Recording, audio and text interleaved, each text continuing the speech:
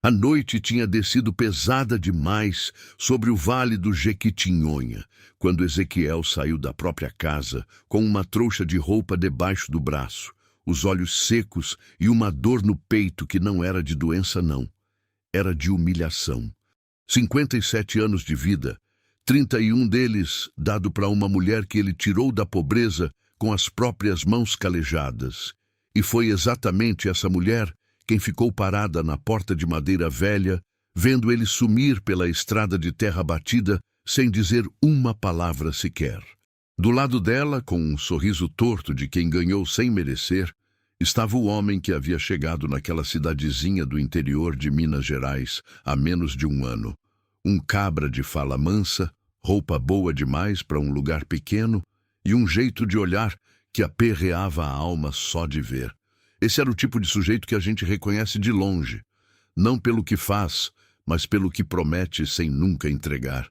E agora esse mesmo cabra estava com os pés dentro da casa que Ezequiel tinha construído tijolo por tijolo, dormindo na cama que ele tinha comprado no suor do rosto, respirando o ar do quintal que ele tinha plantado. Ezequiel não gritou, não quebrou nada, não disse uma palavra que não pudesse ser repetida na frente de um padre. Pegou a trouxa que tinha feito em silêncio enquanto Herodias ficava na sala com o tal homem e saiu pela porta dos fundos sem olhar para trás. Essa era a marca dele. O homem não saía dando portada não. Saía de cabeça erguida, mesmo quando o coração estava no chão. Quem conhecia Ezequiel sabia de 3 coisas sobre ele. A primeira, uma teimosia de mula velha, daquele tipo que não dobra nem no pior temporal. Quando ele botava uma ideia na cabeça, aquela ideia ficava lá até virar realidade ou até o mundo acabar, o que viesse primeiro. A segunda, uma dignidade que não se comprava nem se vendia, daquelas que a pessoa carrega na postura, mesmo quando está de chinelo velho e roupa surrada. Ele andava ereto, feito quem não deve nada a ninguém, porque de fato não devia. E a terceira coisa era uma fé quieta, sem alarde, do tipo que não precisa de palco nem de testemunha. Uma fé que ficava enraizada nele, igual aroeira no cerrado mineiro, que aguenta seca, geada e ventania sem tombar. O conflito que ele carregava dentro do peito, porém, era pesado como pedra de granito. Ele ainda amava Herodias, não o que ela tinha se tornado. Não essa mulher de olhos frios que ficou na porta sem pestanejar, enquanto o marido de 31 anos sumia pela estrada. Mas amava a lembrança dela de quando eram novos, quando ela ria de um jeito que enchia a casa de um barulho bom, quando ela colocava a mão no braço dele com aquele cuidado de quem segura uma coisa que não quer perder. Essa lembrança ele guardava como se guarda uma fotografia desbotada numa gaveta, sabendo que já não corresponde à realidade, mas sem conseguir jogar fora. E era exatamente esse amor velho que tornava a humilhação mais pesada do que qualquer outra coisa. Ezequiel andou mais de 3 quilômetros pela estrada de chão vermelho, aquela terra cor de ferrugem escura que é a marca do sertão mineiro. Os pés dentro da alpercata velha, levantando poeira enquanto os grilos faziam aquele barulho constante que o interior de Minas tem de noite. Um barulho que não incomoda, que faz parte do silêncio.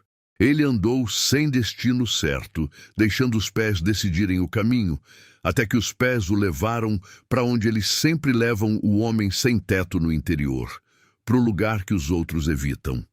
A fazenda Canaã ficava no fim de uma estrada sem saída que a maioria do povo da redondeza tinha parado de usar faz uns 15 anos. O nome era bíblico, como quase tudo naquela região do Vale do Jequitinhonha, onde os colonizadores chegaram com a Bíblia numa mão e a enxada na outra, e foram batizando cada morro, cada córrego, cada fazenda com nomes que vieram das Escrituras. Serra do Jacó, Ribeirão Elias, Sítio Canaã, Fazenda Gideão. Era como se a terra precisasse de bênção para render. A fazenda Canaã tinha sido do velho comendador. um homem de posses que os mais velhos lembravam como alguém severo, justo nos negócios, mas pouco afetuoso com qualquer coisa que não fosse dinheiro e terra. Ele tinha sumido de um jeito que ninguém sabia explicar direito. Uns diziam que foi embora para a cidade grande doente e nunca mais voltou. Outros, os que gostavam mais de conversa à beira do fogão, diziam que ele tinha desaparecido depois de uma briga feia com os sócios de uma mineração que queria comprar a fazenda. E que ninguém nunca soube o que aconteceu de fato, porque o homem não tinha família que viesse perguntar. O que todo mundo sabia era que a fazenda ficou parada no tempo.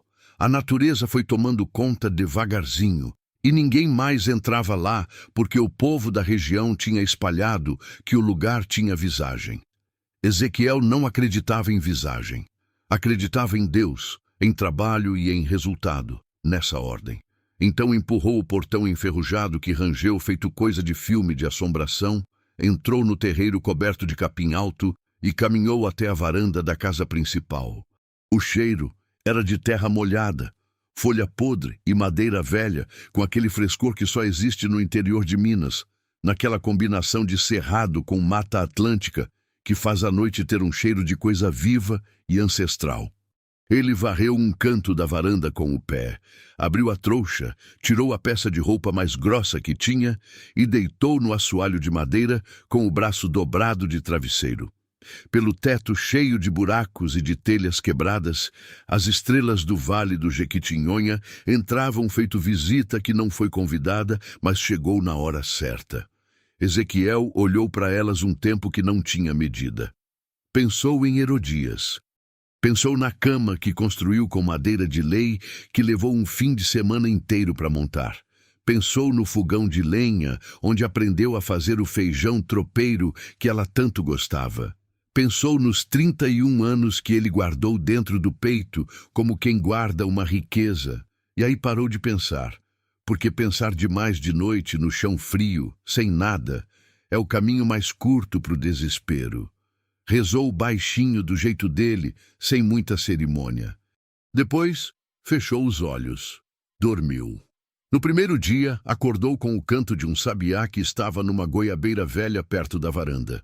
O sol do Vale do Jequitinhonha entrava pelo teto aberto em raios espessos, cheios de poeira dourada. E por um segundo, só por um segundo, Ezequiel esqueceu onde estava.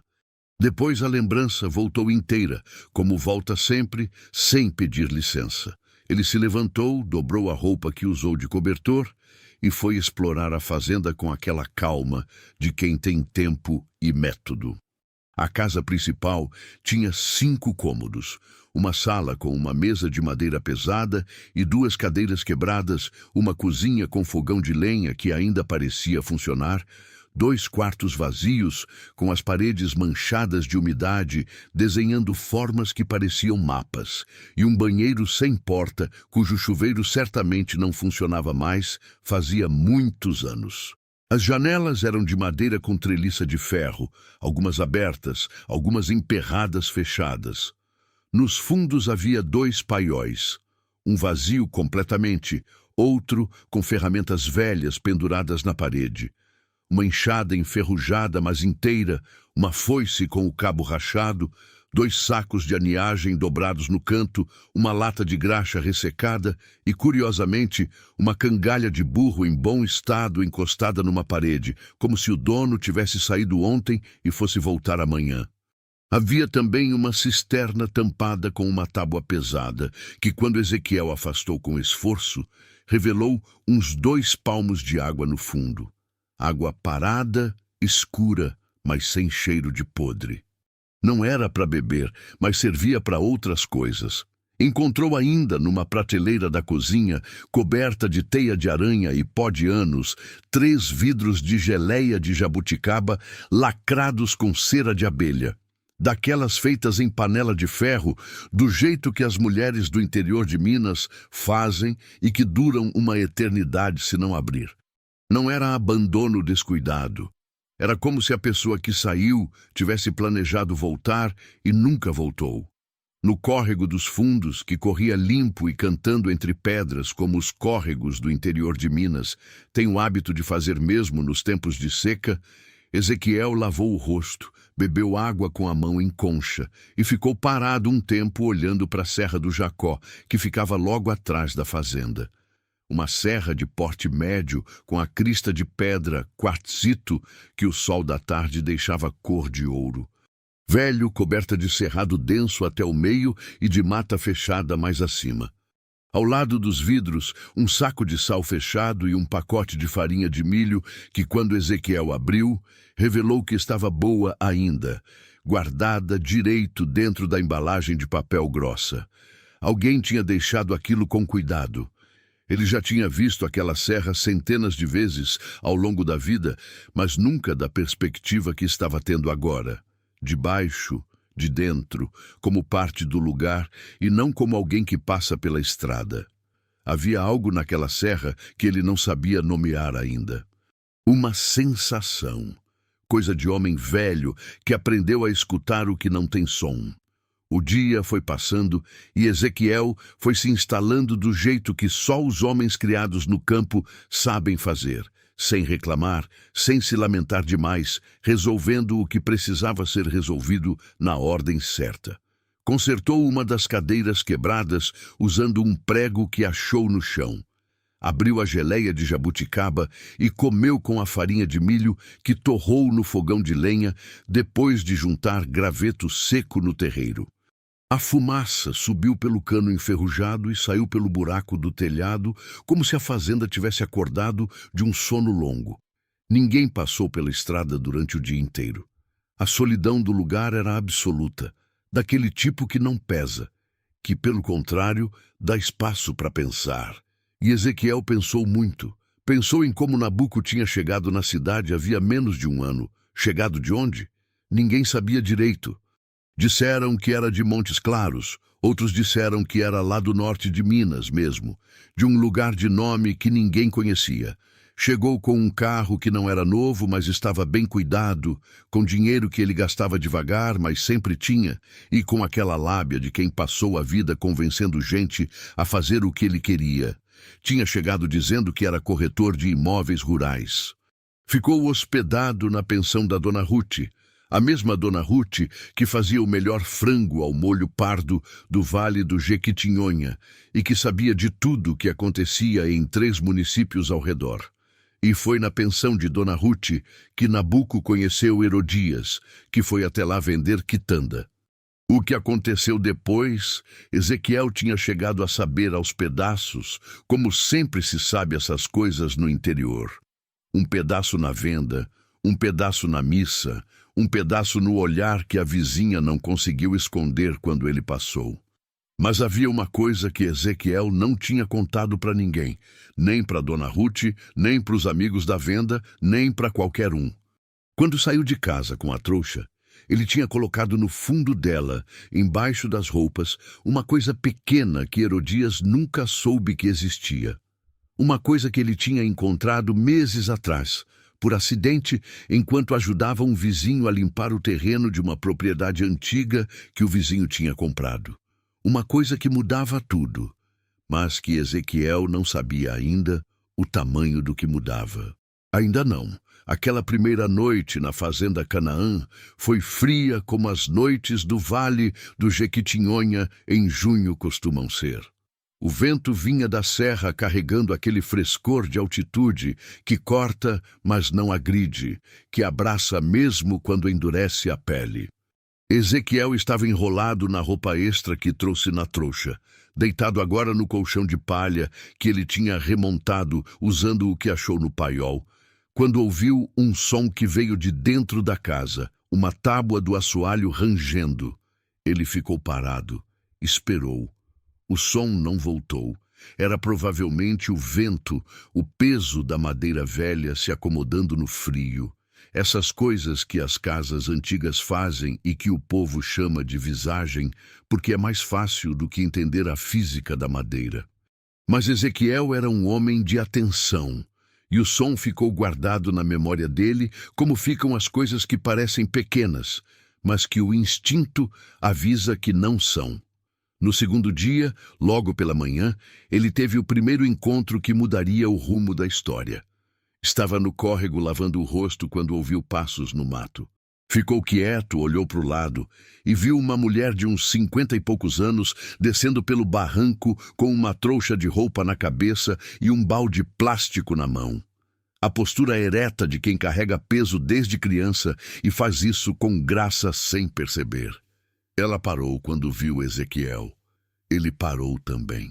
Os dois se olharam por um segundo que durou mais do que deveria. A mulher se chamava Miriam. Todo mundo na região conhecia Miriam, a lavadeira que atendia 3 fazendas da redondeza e que tinha uma língua que funcionava como rádio comunitário.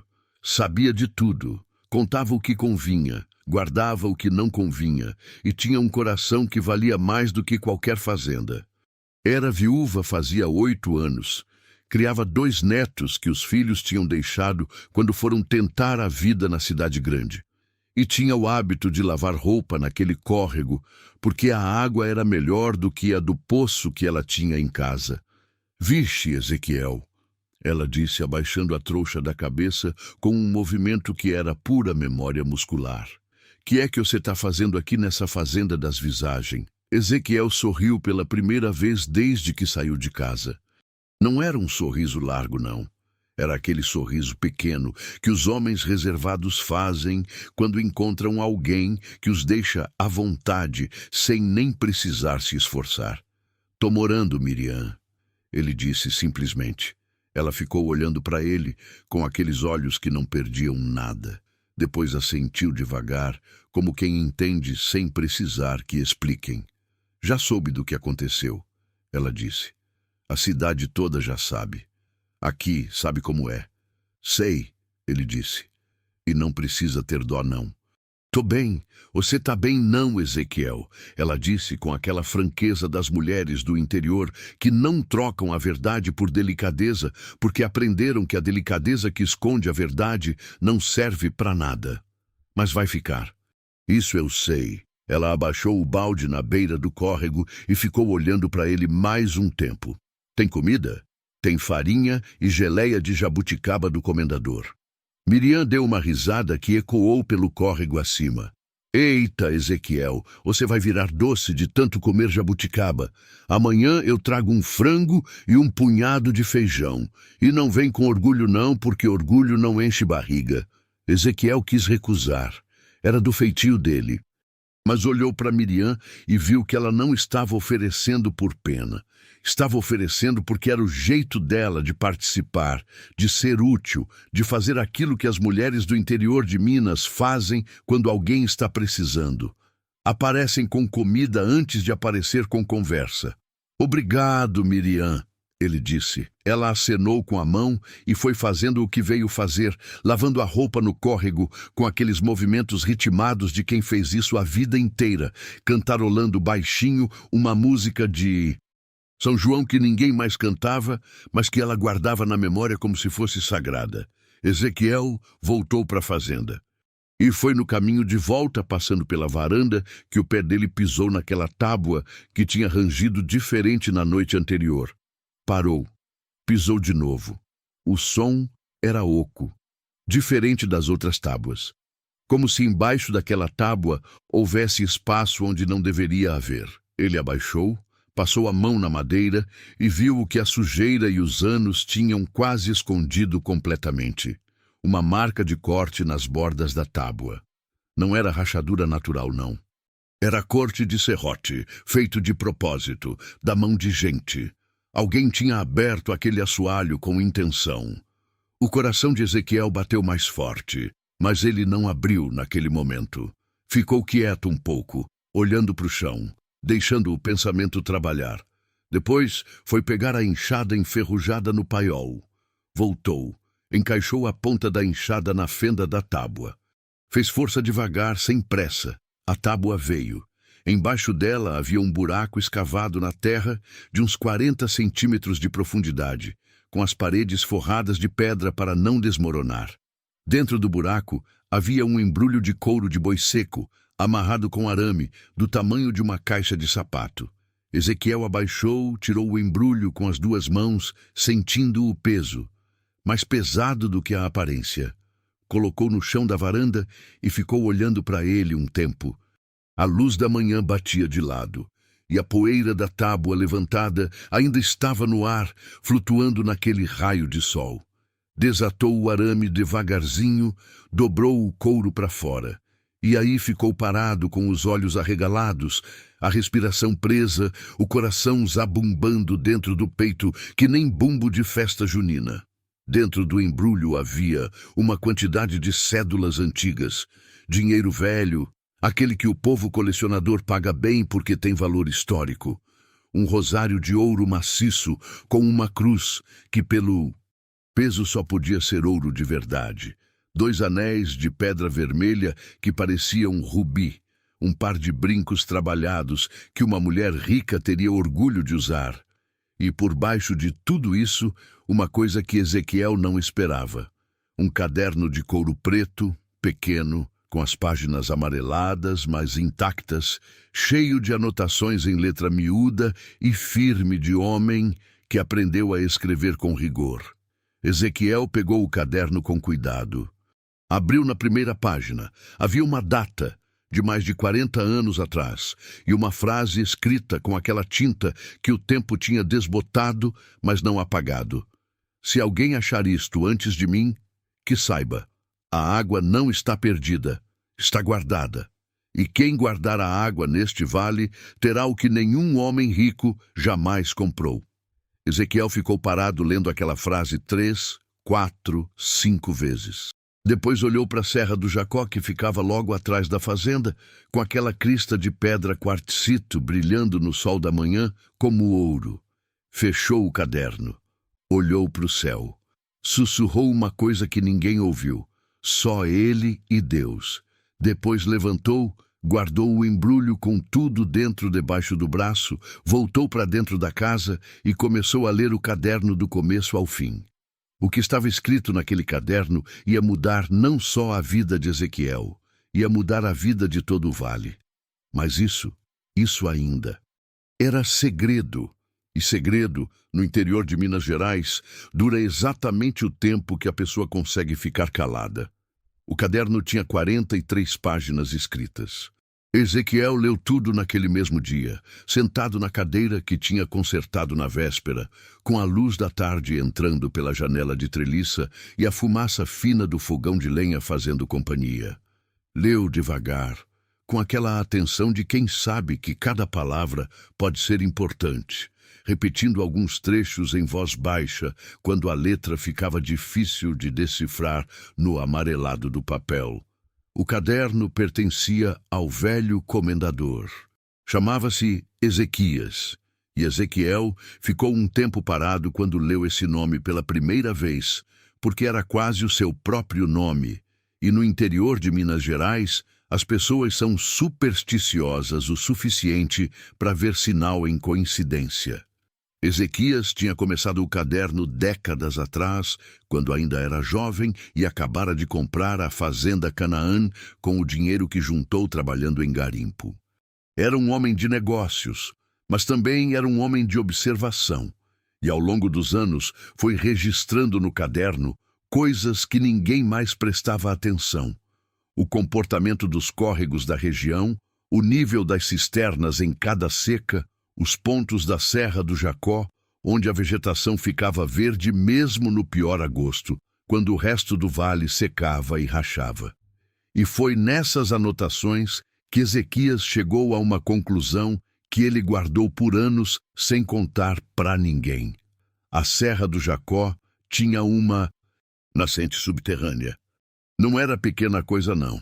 Era uma nascente que, segundo os cálculos dele feitos com régua e papel quadriculado num caderno separado que ele mencionava, mas que não estava no embrulho, podia abastecer toda aquela parte do vale durante qualquer seca, por pior que fosse. A água não tinha secado nunca. Ela tinha sumido da superfície porque uma camada de rocha tinha cedido em algum ponto, desviando o fluxo para dentro da terra. Mas ela estava lá. E Ezequias tinha achado nas suas andanças pela serra a pedra que marcava o ponto exato onde a água aflorava, ou onde poderia aflorar de novo, se alguém soubesse o que estava procurando e tivesse trabalho e paciência para chegar até lá. A última anotação do caderno era de uma semana antes do desaparecimento do comendador. Estava escrita com uma letra diferente das outras páginas, mais apertada, mais inclinada, como a letra de alguém que está com pressa ou com medo. Barnabé sabe. Não devia saber, mas sabe. Ele quer comprar a fazenda por um preço que é ofensa. Eu não vendo.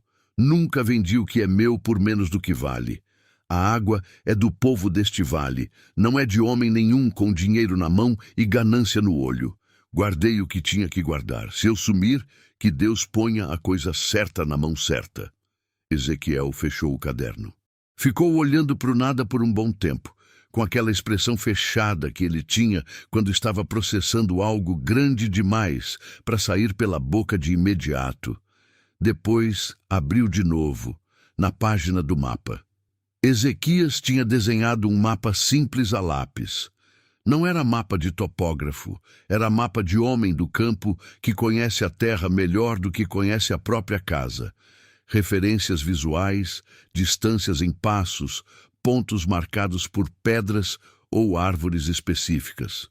Havia uma cruz desenhada no ponto mais alto da crista da Serra do Jacó, com a anotação: entre o angelim branco e o pé de coqueiro da pedra, aperta o chão com o pé na pedra chata. A água responde. Ezequiel não sabia o que a água responde queria dizer, mas sabia o que ia fazer no dia seguinte.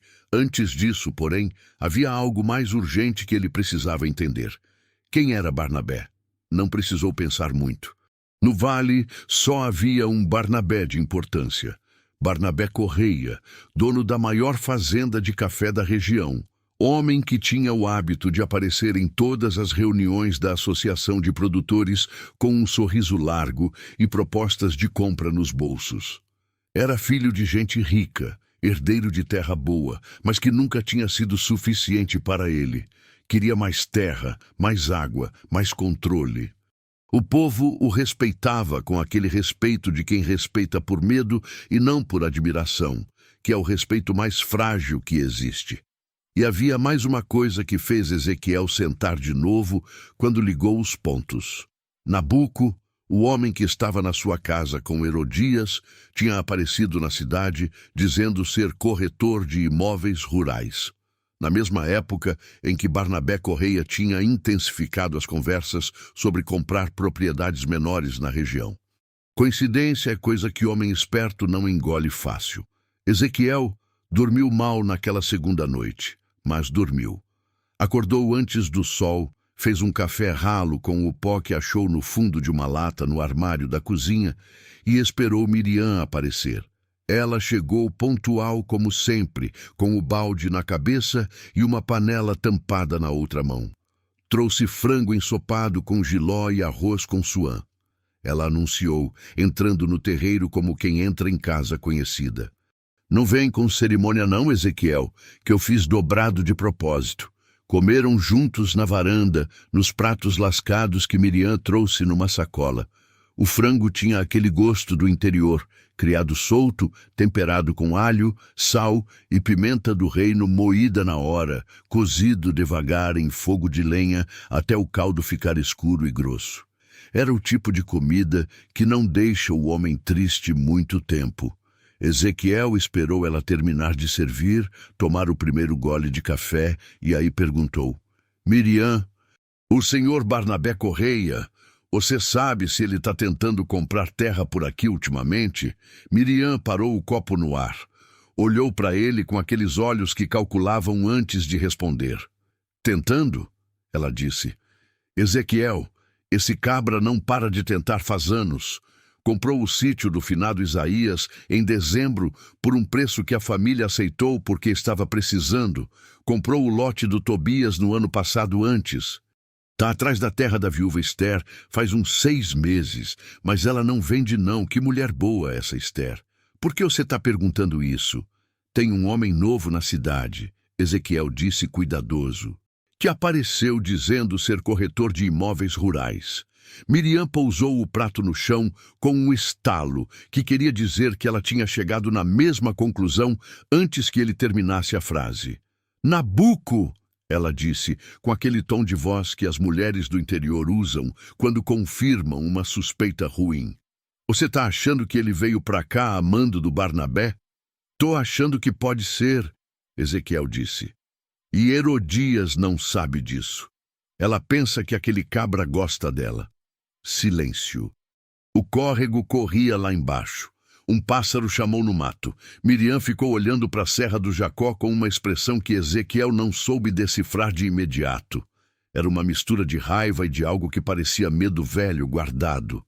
Miriam, ele disse baixinho. Você sabe alguma coisa sobre essa serra? Ela demorou um tempo para responder. Quando falou, foi devagar. Meu pai trabalhava aqui na fazenda Canaã quando era moço. Trabalhou para Ezequias anos e anos. Ele sempre dizia que o comendador era homem de segredo, que sabia coisas sobre essa terra que não contava nem para Deus. Ela parou. Quando o comendador sumiu, meu pai ficou destruído. Dizia que era desgrama, que ia acontecer coisa ruim no vale por causa desse sumiço. Morreu sem saber o que tinha acontecido de fato.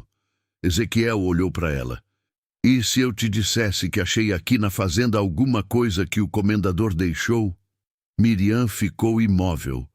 Os olhos foram para a trouxa que estava do lado da cadeira de Ezequiel, como se ela já tivesse percebido antes e ficado quieta esperando. Eu ia dizer, ela falou com voz firme, que você precisa ter muito cuidado com o que vai fazer com isso. Porque se o Barnabé souber que você achou, e se for o que eu estou pensando que é, esse cabra não vai ficar parado, não. Ezequiel assentiu. Guardou o caderno de volta na trouxa. Então a gente não fala disso para ninguém por enquanto, ele disse. Por enquanto. Ela repetiu, com aquela ênfase que queria dizer que o prazo era curto. Naquela tarde, enquanto Miriam voltava para casa com os netos, Ezequiel subiu a Serra do Jacó pela primeira vez. A subida era difícil. O cerrado mineiro no meio da encosta era daquele tipo denso e espinhento. Murici, lobeira, lixeira, canela de ema com o caule que corta a perna da calça feito faca.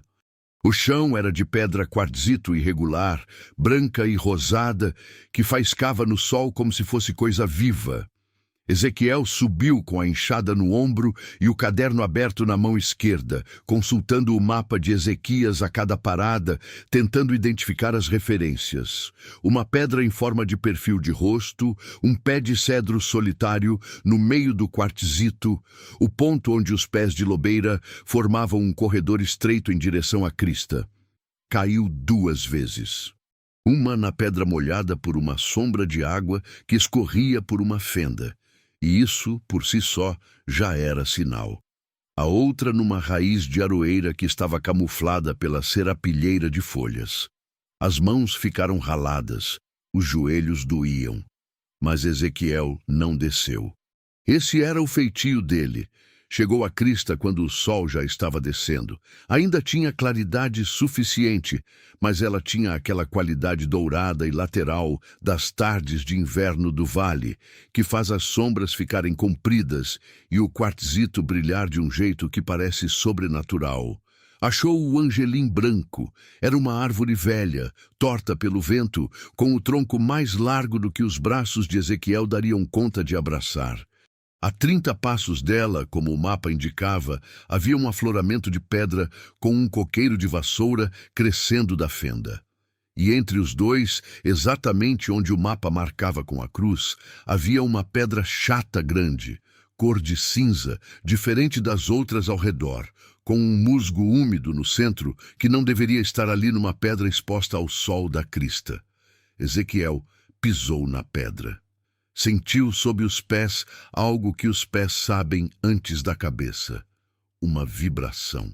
Não era tremor, não. Era um pulso. Leve e profundo, como o pulso de uma coisa grande que respira devagar. A água responde. Ele pisou de novo, mais forte. E aí ouviu, vindo debaixo da pedra, o som mais impossível que um homem podia esperar numa crista de serra seca em julho. Água. O som de água correndo em lugar fechado, profundo, como o som de um rio que alguém tampou, mas não conseguiu matar. Ezequiel ficou parado naquela pedra com as lágrimas escorrendo pelo rosto, sem que ele tivesse pedido licença para elas. Não estava chorando de fraqueza. Estava chorando de uma coisa que não tem nome certo, que é um meio termo entre espanto e gratidão, que é o que acontece quando a gente recebe uma coisa muito maior do que esperava, no momento em que menos esperava receber nada.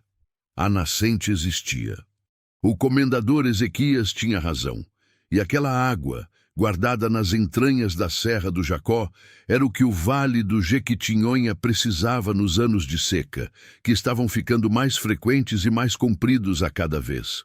Era a diferença entre plantar e não plantar, entre ficar e partir, entre o vale continuar vivo ou ir esvaziando como tantos outros que Ezequiel tinha visto esvaziarem ao longo da vida, expulsando as famílias uma por uma para a cidade grande onde elas ficavam perdidas e sem raiz.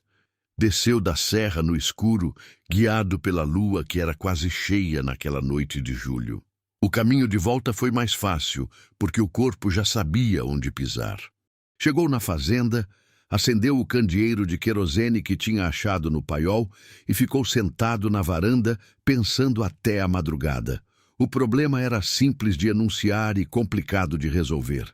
A água estava lá, mas para tirar a água de lá e levá-la para quem precisava, Ezequiel precisaria de trabalho, de gente, de materiais. E para ter tudo isso sem que Barnabé Correia soubesse antes da hora, precisaria de algo que ele nunca tinha sido bom em pedir: ajuda. Foi aí que Ezequiel pensou em Abdias. Abdias era um homem de uns 40 anos que trabalhava com poço artesiano e encanamento rural na região há mais de 15 anos. Era filho de um homem que Ezequiel tinha ajudado anos atrás. Tinha emprestado dinheiro quando o pai de Abdias precisou, sem cobrar juros, sem fazer escândalo, do jeito quieto que Ezequiel fazia as coisas boas. Abdias sabia disso e nunca esqueceu. Era o tipo de pessoa que carrega a dívida de gratidão não como peso, mas como bússola, que orienta sem aperrear. E havia mais uma razão para pensar em Abdias. Ele era discreto como tumba. Num vale onde todo mundo sabia o negócio de todo mundo, Abdias era famoso por saber muita coisa e falar pouco. Era a combinação mais rara e mais valiosa que existia. Ezequiel dormiu com o plano tomando forma na cabeça. Mas enquanto ele dormia na fazenda Canaã, do outro lado da cidade, numa sala bem iluminada de uma casa grande com varanda de pedra-sabão, Nabuco estava sentado em frente a Barnabé Correia. O homem saiu de casa, Nabuco dizia, com aquela voz mansa que era a ferramenta principal dele. A mulher está comigo. A fazenda velha do comendador está abandonada, ninguém vai. É o momento do Barnabé Correia, era um homem gordo e calmo, do tipo que faz as coisas com calma, não por temperamento, mas por cálculo. Sabia que a pressa denuncia a intenção. Estava de camisa branca aberta no peito, com um copo de cachaça mineira na mão, olhando para o Nabuco com aqueles olhos de gabiru que não perdiam detalhe. Você tem certeza que o Ezequiel não achou nada lá na fazenda? Ele perguntou. Tenho, Nabuco disse. O homem foi para lá porque não tinha para onde ir. É um coitado. Barnabé tomou um gole de cachaça. Ficou quieto um pouco. Então manda alguém dar uma olhada na fazenda, ele disse. Só para ter certeza. Que a fazenda Canaã tem um segredo que o comendador levou consigo, e se esse segredo aparecer antes que eu compre o terreno, eu perco tudo que planejei nesses anos todos. Nabuco assentiu. Não perguntou o que era o segredo. Não era pago para perguntar. Saiu. Barnabé ficou olhando pelo vidro da janela para a Serra do Jacó, que de lá da varanda aparecia no horizonte como uma sombra escura contra o céu estrelado. Água, ele disse em voz baixa, como quem fala o nome de uma coisa que deseja faz muito tempo. Tudo que esse vale precisa, e ninguém sabe que tem. E vai ser minha. 2 dias depois, no começo da manhã, Ezequiel foi até a cidade pela primeira vez desde que tinha saído de casa. Foi a pé, pela estrada de chão, com o chapéu de palha que tinha achado pendurado num prego na cozinha da fazenda. Entrou na cidade pela rua de baixo. Passou pela venda do seu Malaquias sem parar, acenou de longe para 2 mulheres que conhecia e que pararam para olhar para ele com aquela mistura de espanto e curiosidade que o interior tem quando um homem que sumiu reaparece. Não quis conversa. Foi direto na casa de Abdias. Abdias morava numa casa simples na beira da cidade, com um caminhão velho e cheio de equipamento de perfuração no terreiro, e um jardim que a mulher dele, uma mineira pequena e séria chamada Débora, cuidava com aquele capricho minucioso das mulheres que aprenderam que cuidar do que se tem é a melhor forma de não perder nada. Ezequiel bateu no portão. Abdias apareceu em segundos, como se já estivesse esperando, ou como se o instinto tivesse avisado antes da visita. Ezequiel, Abdias disse, abrindo o portão com um sorriso genuíno. Entre. Débora, faz café que o Ezequiel tá aqui. Sentaram na sala. O café veio com broa de milho e queijo coalho, o café da manhã do interior de Minas que não tem igual no mundo. Ezequiel esperou o primeiro gole e depois falou tudo.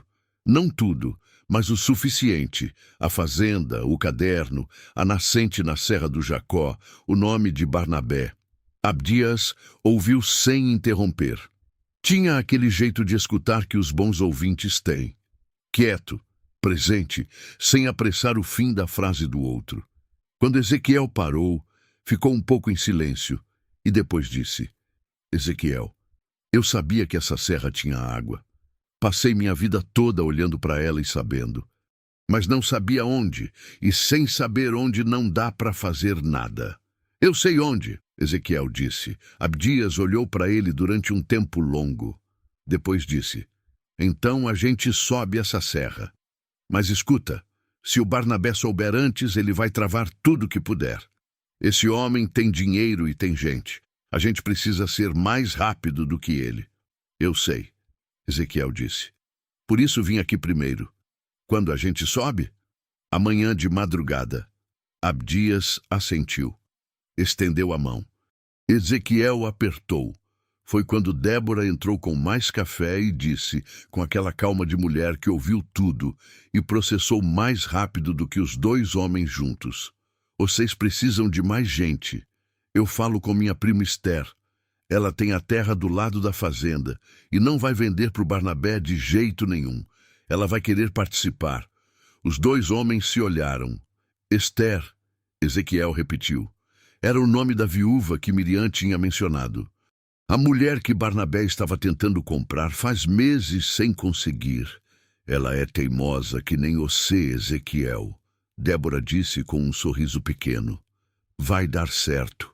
Ezequiel voltou para a fazenda Canaã no fim da tarde, pela estrada de chão, com o plano se firmando dentro da cabeça. Mas quando chegou no portão da fazenda, parou. Havia uma marca na lama da entrada que não estava lá quando ele tinha saído de manhã. A marca de uma bota de homem adulto, com o solado de chevron característico das botas de trabalho que os peões de fazenda usam. Uma só, como quem encostou o pé sem querer ou sem perceber. Ezequiel ficou olhando para aquela marca por um bom tempo. Depois entrou na fazenda, foi direto para a varanda e viu que a tábua do assoalho estava no mesmo lugar que ele tinha deixado, aparentemente. Mas havia um risco fino na sujeira do chão que dizia que alguém tinha passado o pé ali e tentado deixar tudo como estava. Alguém tinha entrado na fazenda enquanto ele estava na cidade. E o embrulho de couro, joias, caderno e tudo, estava guardado dentro da trouxa de roupa que ele tinha levado consigo na cidade.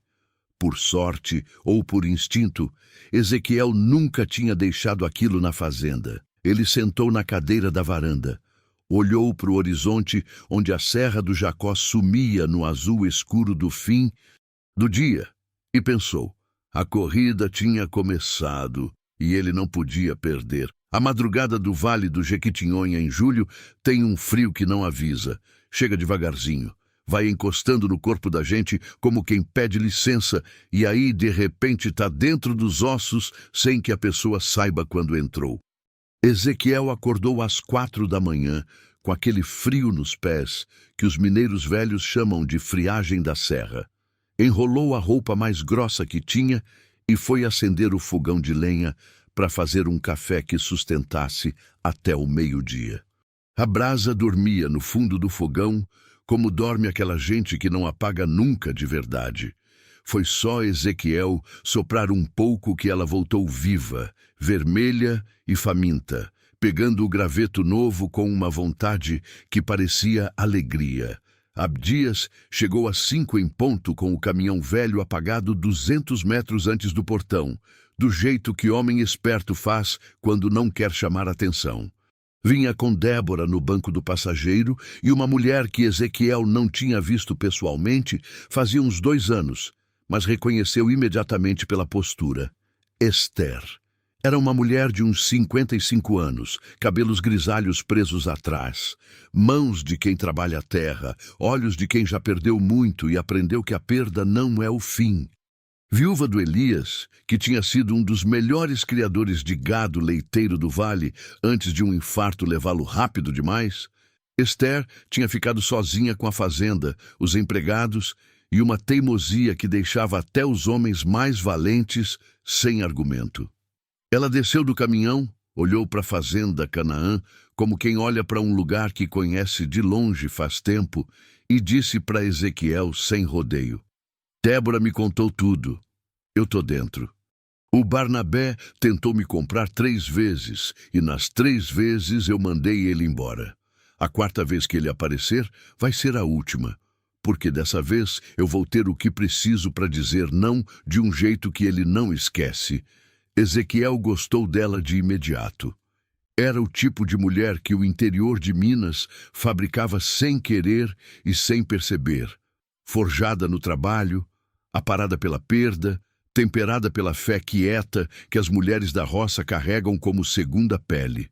Não era mulher de se lamentar, não. Era mulher de resolver.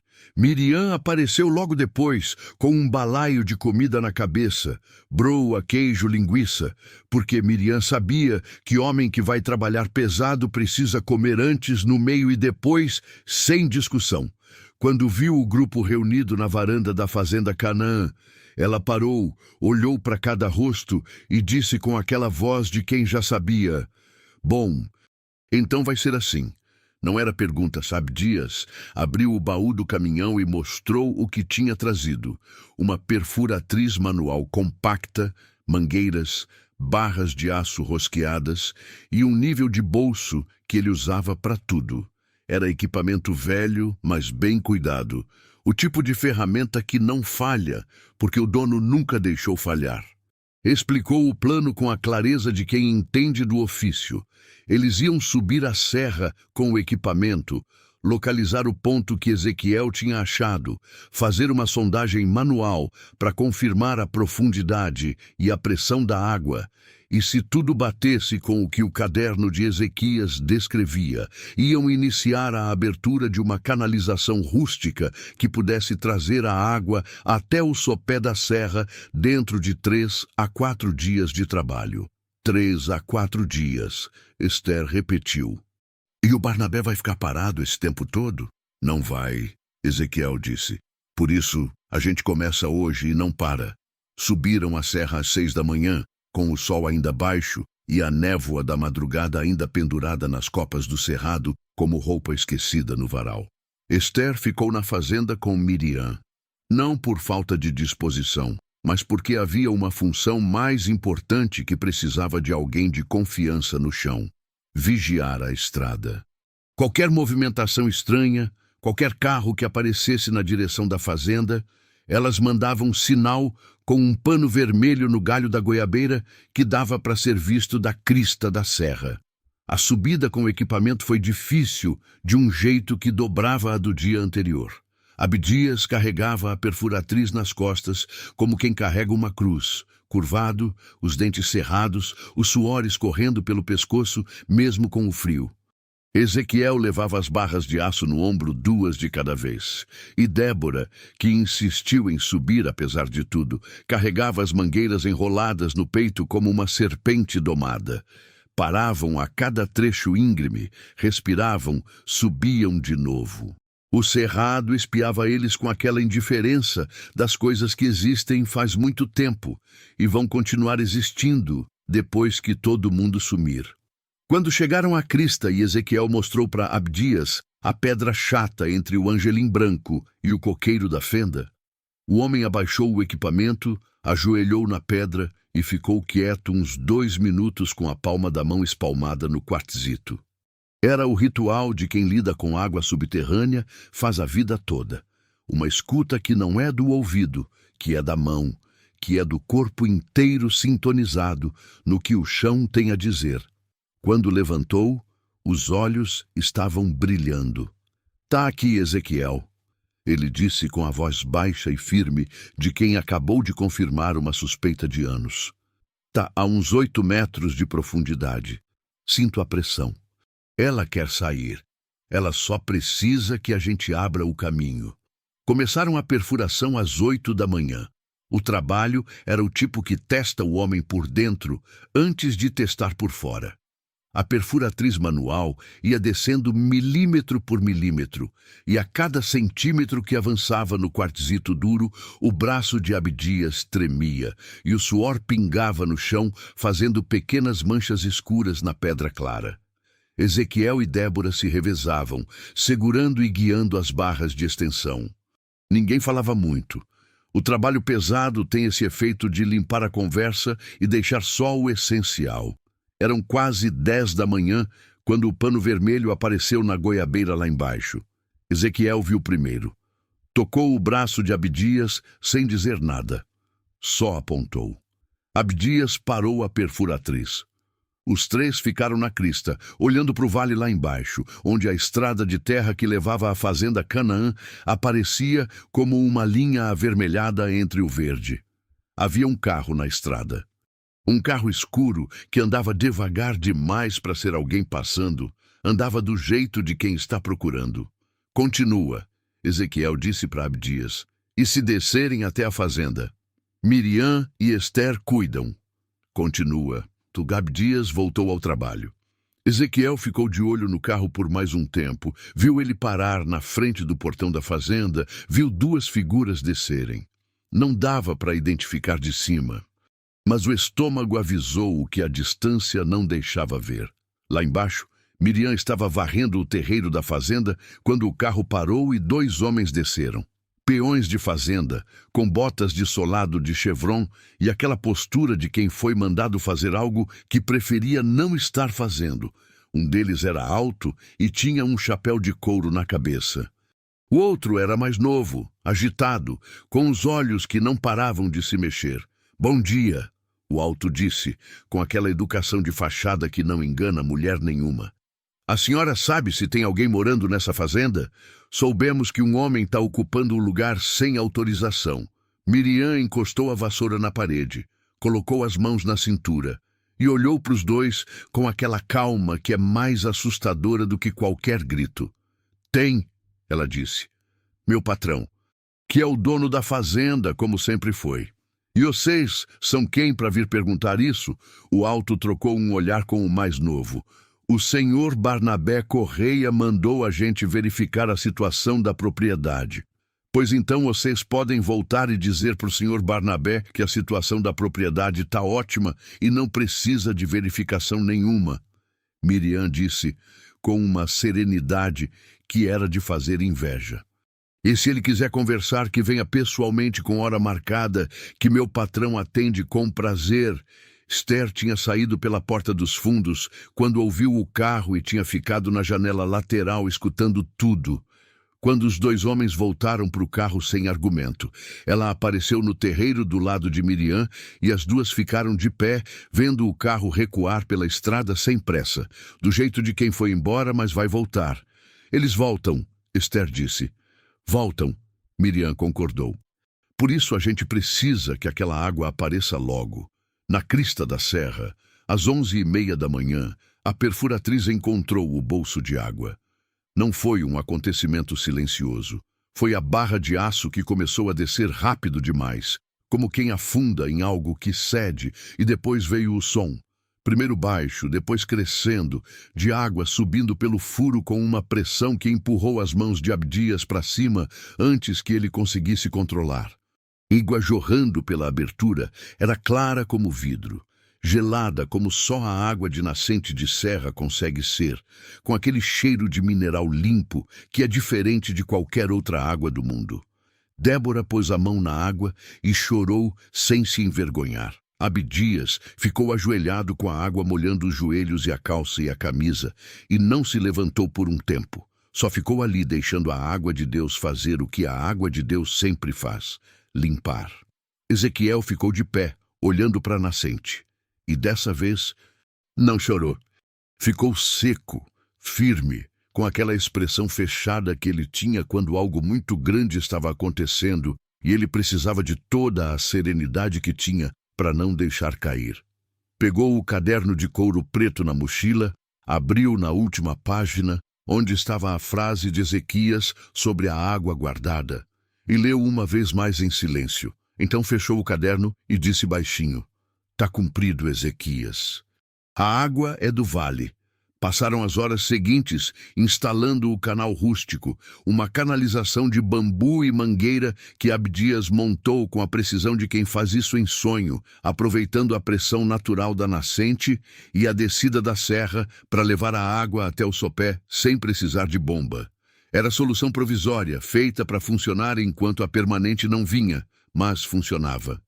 A água começou a descer a serra no fim da tarde, cantando dentro da mangueira, aparecendo na bica improvisada que Abdias instalou na parede do paiol da fazenda Canaã, com um barulho que fez Miriam e Esther saírem correndo do interior da casa, achando que tinha acontecido alguma coisa. O que tinha acontecido era melhor do que qualquer coisa que as duas poderiam imaginar. Miriam colocou a mão debaixo da bica e ficou olhando a água escorrer entre os dedos, como quem segura uma coisa que não deveria ser real, mas é. Esther abriu a boca para falar e não saiu nada por um bom tempo. Quando saiu, foi só uma palavra: vixe. A notícia não demorou. No interior de Minas Gerais, a notícia não precisa de telefone nem de internet. Viaja no vento, nas visitas, nas paradas na venda, nos olhares trocados na missa. Até o fim do dia seguinte, quando a canalização já tinha sido reforçada por Abdias e a água corria limpa e constante na bica da fazenda Canaã, 3 famílias de sítios vizinhos já tinham aparecido com balde e com espanto. Ezequiel recebeu cada uma delas na varanda. Explicou com paciência o que tinha achado, mostrou o caderno do comendador Ezequias, não tudo, mas o suficiente, e disse o que tinha decidido no coração desde que a água apareceu. Essa água é de todo mundo. Qualquer família que precisar vem buscar aqui, sem cobrar nada. A reação foi daquele tipo que não se descreve bem com palavras. É preciso ter vivido num lugar de seca para entender o que a água de graça significa. Um dos homens tirou o chapéu e ficou segurando contra o peito sem conseguir falar. A mulher de outro ficou repetindo "graças a Deus" em voz baixa, como quem diz uma oração que foi atendida depois de muito tempo. Barnabé Correia soube no mesmo dia. E aí, pela primeira vez em muito tempo, perdeu a calma. Apareceu na fazenda Canaã no dia seguinte de manhã cedo, ele mesmo pessoalmente, sem enviar peão nem nabuco. Era um homem grande, de uns 60 anos, com o bigode grisalho bem aparado e a roupa cara que ficava estranha na poeira da estrada de chão. Chegou com o carro caro e estacionou em frente ao portão com aquela arrogância de quem está acostumado a que os portões se abram antes de ele descer. Ezequiel estava na varanda quando Barnabé entrou no terreiro. Ficou sentado. Não se levantou. Esse era o jeito dele de dizer, sem palavras, que o outro não tinha autoridade sobre ele. Barnabé chegou até a varanda. Olhou para a bica da água que corria constante no paiol e virou os olhos para Ezequiel com aquela expressão de homem que está calculando enquanto parece conversar. Ezequiel, ele disse com aquela voz de quem faz questão de parecer razoável, você sabe que essa fazenda não tem dono registrado. Esse terreno pode ser disputado. Pode, Ezequiel disse tranquilo. Ande quem quiser disputar que dispute. Enquanto isso, a água está correndo para quem precisa. Barnabé abriu um sorriso que não chegou aos olhos. Você é homem inteligente. Sei que está passando por um momento difícil. Eu posso ajudar. Posso comprar essa fazenda por um preço justo, dar a você uma reserva boa para recomeçar em qualquer lugar. Não estou vendendo, Ezequiel disse. Você não tem como segurar isso sozinho. Não estou sozinho. Barnabé olhou ao redor. Viu Abdias saindo do paiol com uma ferramenta, viu Esther aparecendo na janela da casa, viu Miriam parada no terreiro com o balaio na cabeça e os olhos fixos nele sem o menor sinal de intimidação. Viu o grupo. Entendeu? A segurança saiu um pouco do rosto dele. Você está criando um problema, ele disse com menos suavidade. Eu achei uma nascente. Ezequiel respondeu com aquela voz calma que era mais ameaçadora do que qualquer grito. E abri ela para o povo do vale. Onde está o problema nisso? Barnabé ficou parado por um tempo. Olhou para a bica. Olhou para a serra do Jacó. Olhou para Ezequiel com aquela raiva de homem que planejou anos uma coisa e viu escapar num instante. Então virou as costas e foi embora sem dizer mais nada. O carro sumiu pela estrada de chão, levantando poeira vermelha. Miriam ficou olhando a nuvem de poeira se dissipar e disse, não acabou não. Eu sei, Ezequiel disse, mas hoje foi dele, e foi. Nos dias seguintes, Barnabé tentou de outros jeitos. Mandou Nabuco espalhar pela cidade que a nascente era fraca e ia secar em pouco tempo, que Ezequiel estava iludindo o povo. Mas a água continuava correndo, clara e constante, e a bica da fazenda Canaã tinha se tornado um ponto de encontro. Famílias chegavam com baldes, com vasilhames, com as crianças que mergulhavam os braços e saíam gritando de frio e de alegria. Tentou convencer o dono da venda a não fiar mantimento para Ezequiel. Mas o dono da venda era Malaquias, um homem que devia favor antigo a Ezequiel e que na hora que Barnabé chegou com esse recado, simplesmente disse que não era do feitio dele controlar quem o povo escolhia ajudar. Barnabé tentou também pressionar Abdias, que era o que mais entendia da parte técnica da nascente. Apareceu na casa dele com uma oferta de trabalho que era, na verdade, uma oferta de silêncio. Abdias ouviu tudo com a paciência que era a marca dele e depois disse, com o respeito que o senhor merece, eu já tenho patrão. A virada que ninguém esperava veio por um caminho que Barnabé nunca teria antecipado. Herodias. Fazia 3 semanas desde que Ezequiel tinha saído de casa, quando Herodias apareceu na fazenda Canaã num fim de tarde. Veio a pé, pela estrada de chão, com aquela caminhada de quem está indo fazer uma coisa difícil e vai até o fim, porque ficou difícil demais ficar parada. Ezequiel estava na varanda, consertando uma das mangueiras, quando a viu aparecer no portão. Ela entrou devagar. Parou no meio do terreiro, olhou para a bica da água que corria. Olhou para a casa que Ezequiel tinha começado a recuperar. O telhado remendado com telhas novas que Abdias tinha ajudado a colocar, as paredes caiadas de fresco, o quintal limpo com um canteiro de alface e coentro que Miriam tinha plantado, porque quintal sem tempero não é quintal. Olhou para tudo isso com um olhar que Ezequiel conhecia. Era o olhar dela quando estava processando uma coisa grande demais para sair rápido. Ezequiel, ela disse com a voz que tinha envelhecido um pouco desde a última vez que ele tinha escutado. Eu preciso te contar uma coisa. Ele ficou parado onde estava. Não a convidou para sentar. Não foi áspero, não, mas não foi acolhedor também. Ficou só olhando e esperando. O Nabuco, ela disse, não é o que eu pensei que era. Ezequiel não disse nada. Ele está usando a nossa casa para fazer reunião com o Barnabé. Eu fiquei escutando sem eles saberem.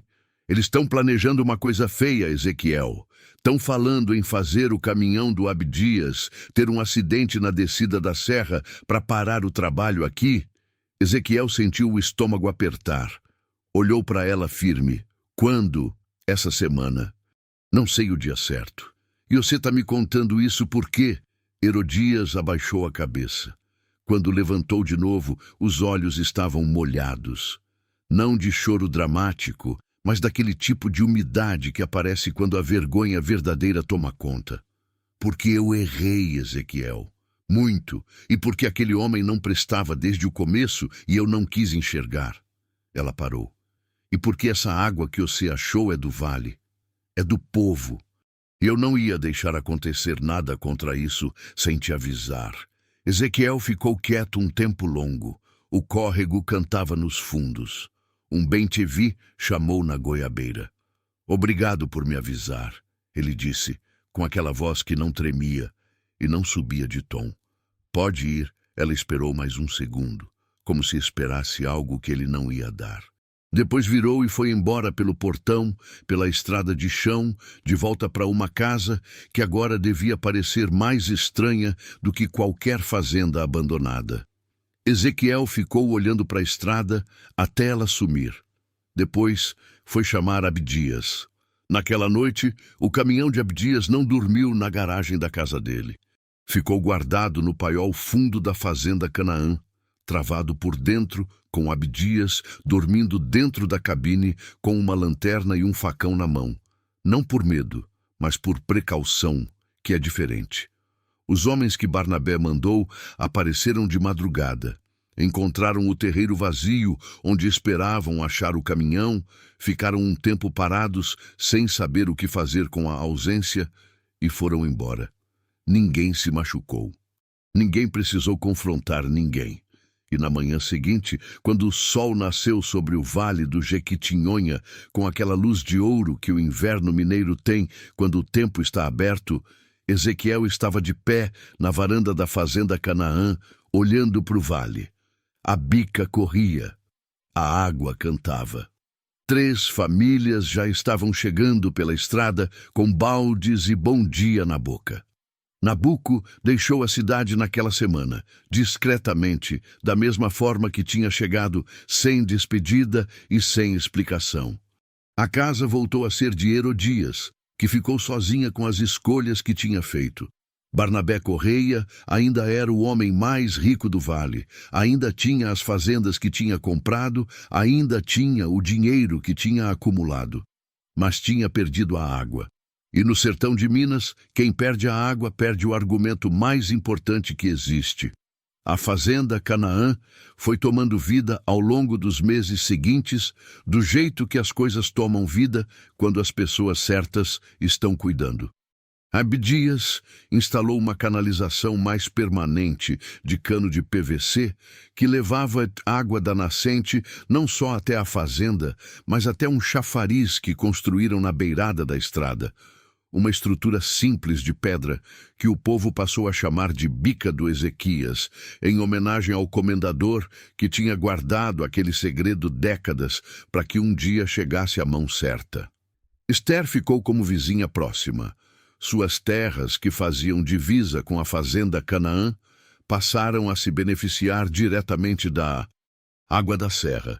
E o gado leiteiro dela começou a engordar de um jeito que ela não via desde os tempos do Elias. Ezequiel consertou o telhado inteiro, recuperou o curral, plantou o quintal com as sementes que Miriam trazia. A amizade entre ela e Ezequiel foi crescendo devagar, do jeito que as coisas boas crescem, sem pressa, sem alarde, com aquela solidez de quem foi construída em cima de respeito e não de ilusão. Miriam continuava aparecendo toda manhã, com comida e com notícia. Porque Miriam, sem comida e sem notícia, não era Miriam. Mas havia uma terceira coisa que ela trazia agora, mais sutil e mais valiosa do que as outras duas: companhia. A fazenda tinha virado um ponto de encontro não por planejamento de ninguém, mas porque as pessoas iam onde a água vai, e onde a água vai, a vida segue. Havia uma última coisa que Ezequiel precisava fazer. Uma coisa que ele tinha adiado não por covardia, ele não era homem de covardia, mas porque precisava esperar o momento certo, quando o coração estivesse limpo o suficiente para não fazer com raiva o que precisava ser feito com clareza. Numa tarde de setembro, quando o vale já estava saindo do inverno e o cerrado começava a mostrar as primeiras flores amarelas dos ipês, Ezequiel foi até o cemitério da cidade e ficou de pé, em frente a uma lápide simples, a do pai dele, um homem que tinha vivido e trabalhado aquela terra a vida inteira sem guardar nada para si. Ficou um tempo em silêncio com o chapéu nas mãos, como os mineiros velhos fazem quando precisam conversar com quem já foi. Pai, ele disse baixinho, eu perdi tudo e achei mais do que tinha perdido. É a conta certa. Voltou para a fazenda Canaã no fim do dia, quando o sol estava descendo atrás da serra do Jacó, e a luz ficava daquela cor que não é laranja nem vermelho, que é as duas coisas juntas e mais uma terceira que não tem nome, que o povo do interior chama simplesmente de hora bonita. Esther estava na varanda com 2 copos de café. Quando Ezequiel chegou e sentou na cadeira ao lado da dela, ela não perguntou onde ele tinha ido. Só passou um dos copos para ele. Os dois ficaram olhando o sol sumir atrás da serra. A bica cantava no paiol. O vale estava aceso de ipê. E Ezequiel, aquele homem de 57 anos que 2 estações atrás tinha dormido no chão de um lugar de visagem com o braço de travesseiro, sentiu uma coisa que levou um tempo para reconhecer, porque fazia tanto tempo que não sentia que tinha quase esquecido o nome dela. Paz. Não a paz de quem não tem problema. Essa paz não existe, não. E quem vende, ela está mentindo. Mas a paz de quem tem problema e sabe que consegue resolver. A paz de quem plantou, de quem cavou, de quem pelejou e não largou. A paz de quem perdeu o que era ilusão e ficou com o que era real. Miriam apareceu no portão com uma panela de caldo de feijão e anunciou do terreiro: "Tá pronto." E não vem com história que não tá com fome, não. Que eu fiz com costela e com couve, do jeito que Deus manda. Esther deu uma risada que saiu de verdade, dessas que aparecem quando a gente não estava esperando rir, mas riu assim mesmo. Ezequiel também riu. E a fazenda Canaã, aquela fazenda que o povo chamava de lugar de visagem, que ficou parada no tempo esperando a mão certa chegar, ficou iluminada de dentro naquela noite de setembro, com o cheiro de caldo de feijão e de fumaça de lenha e de água limpa de nascente de serra. O comendador Ezequias, lá de onde estava, devia estar satisfeito. A água era do vale, e o vale tinha encontrado o homem que sabia disso.